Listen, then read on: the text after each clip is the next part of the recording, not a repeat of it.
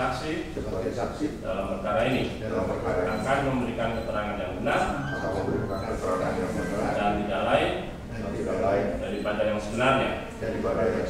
Kiranya Tuhan menolong saya. Ya, silakan duduk. Tuliskannya ketua umumnya adalah Rudi. Jangan begitu. Bukan ya? Jangan menyampaikan pada kami suruhnya Anda. Siap yang mulia. Kan di acaranya sudah. Ini kan keterangan saksi. Keterangan saksi kan ingat. Siap yang mulia. Itu yang saya tulis. Siap yang seharusnya ini itu. Siap ya. Kemudian tadi juga saksi kan menyatakan kami tuh hanya kumpul-kumpul. Yang mulia saya nggak bawa buktinya, tapi ada di P7 dan P8 yang mulia. Dari jadi gini ya, jangan selalu berusaha untuk menjebak saksi.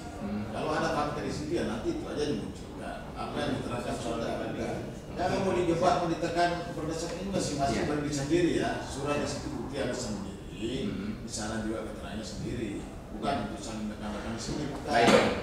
Jadi kalau P ini berarti kan dari kami Pak, dari saudara ya. Iya. Di P7 dan P8 di situ ada munasnya ya, artinya ada munas. Apakah saksi mengetahui juga pada saat tanggal 13 sampai 15 Februari 2015 itu ada munas yang dianggap tandingan dan sebagainya? Apakah ada mengetahui? Saya tidak tahu. Tidak tahu. Tadi disampaikan oleh saksi juga bahwa saksi mengetahui setelah diadakan munaslup tersebut dibuatlah akta nomor 55 ya. Pernah ingat tadi disampaikan juga oleh pada saat ini ada aktanya di T1 bukti T12 atau bukti T32B, ada aktenya gitu, dibuat aktenya tadi sampai saudara sampaikan ada gitu. Mohon maaf yang mulia, yang kami perlihatkan tadi nomor akte nomor 35. Jadi bukan 5535, 35 aja tuh yang kami perlihatkan. Ya, tapi apakah tahu juga ada aktanya juga? Saya tidak tahu ya. Apakah saudara saksi juga mengetahui Rudi Rusdia itu mengirim surat kepada notaris untuk pembantalan akta? Apakah mengetahui? Saya tidak tahu ya. Izin juga saya memperlihatkan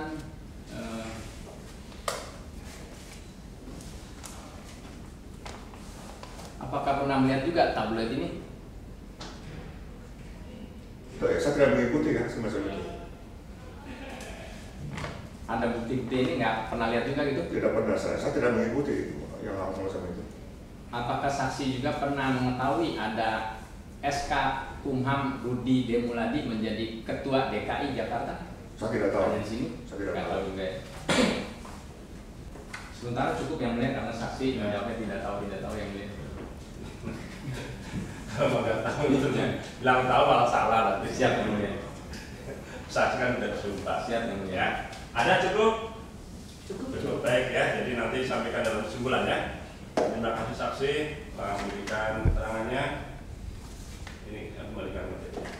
Ya, silakan orang panggil satunya. Pak Gunawan ya. Oke. Ya, hari ini hari Rabu tanggal 1 Maret 2023 saya baru saja menghadiri persidangan dengan tergugat satunya Rudi Demuladi, tergugat duanya Pak Ismail, dan tergugat tiganya kantor hukum Oto Hasibuan dengan gugatan total ganti rugi 110 miliar. Yang menarik tadi pada persidangan saksi-saksi dari pihak mereka banyak yang menyatakan lupa atau tidak tahu. Padahal faktanya sangat nyata. Kalau kita bisa lihat di sini, ini adalah fakta kejadian yang tanggal munaslup mereka tanggal 2 Februari 2015. Di sini kan kelihatan orang-orangnya tadi, saksi-saksinya ada Hidayat Cokrojoyo dan juga Kris Iwan Japari. Mereka hadir di sini tapi lupa atau apa dan sebagainya. Dan di sini kan kita melihat sekali, mohon disorot, di sini kan kelihatan Rudi Rusdia, chairman ya. Jadi terpilih itu Rudi Rusdia ya kan. Kemudian dibantu Rudi Demuladi itu sekjen, dan menariknya bendaharanya Suharto Jono. Bayangkan pada saat menggugat di Pengadilan Jakarta Selatan ya dengan gugatan perkara 633, sangat ironis sekali karena di sini disebutkan ya pengacaranya, advokatnya itu Profesor Dr. Oto Hasibuan, SH, MM, dan Sordame Purba yang tadi juga hadir sebagai advokat menjadi pihak tergugat ya kan, Nurul Firdausi. Kita bisa melihat langsung di halaman 11 ya, di sini kan terlihat sekali. Kan tadi udah saya sebutkan kan siapa yang terpilih di tanggal 2 ya. Di sini kan ditulis bahwa salah satu keputusan yang dikeluarkan dalam Munaslup Apkomindo tanggal 2 Februari 2015 adalah pengangkatan pengurus DPP Apkomindo masa bakti 2015-2020, yaitu Rudi Dermawan Muladi selaku Ketua Umum, Pak As Ismail selaku Sekretaris Jenderal, dan Adnan selaku Bendahara. Padahal faktanya kan beda sekali. Kalau kita lihat di sini kan tadi saya udah sampaikan kan, terpilihnya Pak Asnya di mana, Adnannya di mana, tidak ada. Jadi ini kan dugaan-dugaan palsu yang kemarin disampaikan oleh ahli Mas Sugeng Teguh Santoso bahwa ini bisa dilaporkan, bisa digugat dan bisa dilaporkan karena ini tanda tangannya sama, Pak. Ada Profesor Dr. Otto Hasibuan, Sordame, dan Nurul Firdausi, sehingga putusannya kan jadi seolah-olah mereka terpilih. Nah, menariknya lagi saya ambil juga pada saat eksepsi, atau ini dulu putusannya lah saya melihat kan. Putusannya kan jadi seperti itu, menyatakan putusannya kan luar biasa, menyatakan penggugat Rudi Dermawan Muladi, Pak As Ismail masing-masing Ketua Umum, Sekretaris Jenderal dengan Dewan Pengurus Pusat Asosiasi Pusat Komputer Indonesia atau DPP Apkomindo masa bakti 2015-2020 yang sah berdasarkan keputusan musyawarah luar biasa Apkomindo di Jakarta pada tanggal 2 Februari 2015 dilaksanakan sesuai ADRT, padahal juga tidak sesuai. Bayangkan bagaimana produk hukum ini bisa seperti itu, faktanya kan sangat jelas gitu loh. Dan di sini kan beda. Nah, menariknya lagi, tolong Hendra dikasih ke saya. Pada saat saya melakukan gugatan di Pengadilan Jakarta Pusat dengan perkara 218, apa yang ditulis oleh kantor pengacara Otto Hasibuan yang diwakili oleh Otto Hasibuan sendiri, Profesor Dr.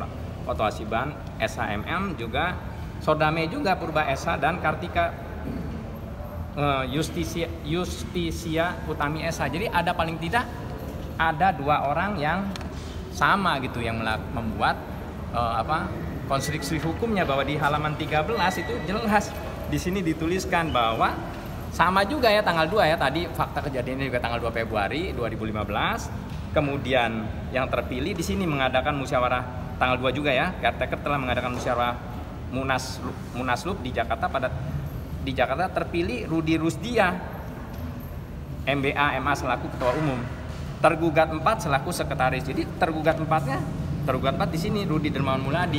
Ini sama-sama dibuat oleh kantor hukum Otto Hasibuan, tapi isinya berbeda. Dan kemudian yang ketiga, yang maksudnya bendaharanya adalah Kunarto. Di sini Kunarto lain lagi ya. Jadi pinjam lagi dari bukti fakta. Bukti fakta tadi yang tadi fakta. Bukti fakta, fakta loh tadi. Fakta dong ini nih, fakta iya. Kan faktanya seperti ini. Jadi bayangkan antara fakta dengan gugatan di Pengadilan Jakarta Selatan beda. Kemudian mereka membuat juga eksepsi dan jawaban berbeda lagi. Bayangkan sebuah kantor hukum yang besar ya, Otto Hasibuan, membuat konstruksi hukum, menjelaskan, merancang sesuatu yang berbeda-beda. Oleh karena itu saya sudah menyurati kan sampai total memang 8, tapi khusus yang menanyakan ini 3. Yang saya tanyakan adalah apakah Bang Otto Hasibuan itu dan kawan-kawannya itu turut terlibat dalam dugaan pemalsuan, atau dia juga menjadi korban. Kan bisa disodor-sodorkan, tapi paling tidak kan jelas tidak cermat karena berbeda-beda. Namun yang sangat disayangkan Pengadilan Jakarta Selatan tetap memenangkan ya perkaranya. Kemudian di Hendra, nanti suatu saat saya butuh juga bukti bahwa saya sudah di BAP juga di Pengadilan Tinggi. Saya sudah melaporkan dan diperiksa, dan saya sampaikan ada nih dugaan pemalsuan ini, tapi tetap saja kalah. Inilah fakta yang harus kita ungkap, bahwa memang mencari keadilan itu sulit, tapi sebagai orang yang mencintai NKRI, yang memahami permasalahan hukum, ya kita terus mengungkap. Dengan dukungan teman-teman media nanti kita ungkap, kita uji juga di sini.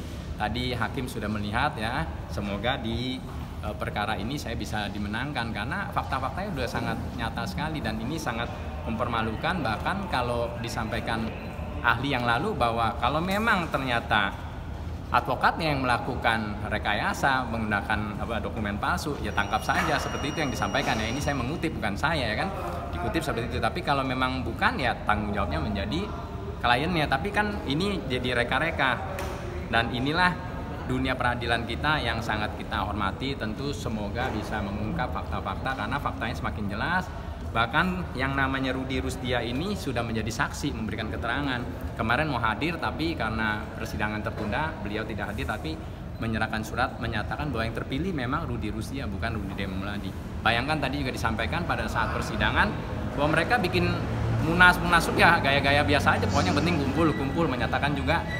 Yang satu menyatakan oh yang penting sudah dibekukan, yang lain diabaikan. Tapi saksi yang satu lagi menyatakan ada anggotanya berkumpul, tapi saya tanya mana buktinya, nggak pakai bukti-bukti. Sebuah organisasi yang besar mempunyai DPD hampir di seluruh Indonesia, membuat munaslup ya macam-macam kumpul saya sangat ironis sekali. Jadi saya tidak berdasarkan aturan, tidak berdasarkan ADRT. Padahal kan kunci sebuah organisasi adalah di ADRT. Makanya tadi kunci yang saya tanya, apakah ada permintaan 2/3 seperti yang disyaratkan di ADRT? Dia bilang itu diabaikan saja karena sudah dibekukan dan sebagainya. Dan yang menarik juga, Suhanda disebutkan beberapa kali bahwa Suhanda itu melakukan kesalahan. Suhanda sudah menerima, padahal Suhanda juga bersama-sama melakukan mosi tidak percaya, tapi itu dianggap juga tidak ada. Bahkan saksi bilang saya nggak mau tahu. Menarik sekali. Jadi inilah fakta-fakta persidangan yang harus dibantu diungkapkan oleh teman-teman media. Saya berharap minggu depan teman-teman media juga meliput lagi, melihat lagi proses persidangan yang sangat menarik. Saya juga bukan seorang pengacara, saya baru kuliah dan saat ini baru masuk ke semester 6, tapi saya mampu mengungkap ketidakadilan yang terjadi di peradilan. Kalau tadi ada hakim yang tersinggung, saya mohon maaf, bukan di sini yang saya bilang tidak mendapatkan keadilan, karena ini kan masih berproses, tapi di tempat lain. Bahkan satu hal yang paling penting adalah saya sempat ditahan selama 43 hari, padahal saya tidak bersalah. Dan yang menarik lagi adalah di dalam salinan putusan sidang itu dinyatakan ada orang yang menyiapkan dana ya. Ada 2 orang, satu disebutkan namanya Suharto Jono, satu lagi dia bilang lupa namanya, tapi itulah yang merupakan indikasi bahwa penerimanya ada ya. Artinya saya juga coba menyampaikan kepada KPK untuk diungkap, karena apa? Penerimanya sudah ada, tinggal nanti dicari. Pemberinya sudah ada, nanti dicari lagi, ditelusuri siapa aja yang bisa terlibat dari prosesnya. Bayangkan proses saya di kriminalisasi, proses persidangan banyak, tapi inilah membuat saya tumbuh dan berkembang, mengerti tentang dunia peradilan, dan ini sebagai bahan masukan kita. Dan juga terima kasih kepada Mas Sugeng yang bersedia menjadi ahli mengungkap bagaimana etika menjadi advokat. Semoga ini sangat bisa berguna, dan tentu buat saya sangat berguna. Semoga juga berguna buat masyarakat pencinta keadilan di Indonesia. Semangat terus, dan pasti kita memperoleh kemenangan di peradilan-peradilan. Terima kasih.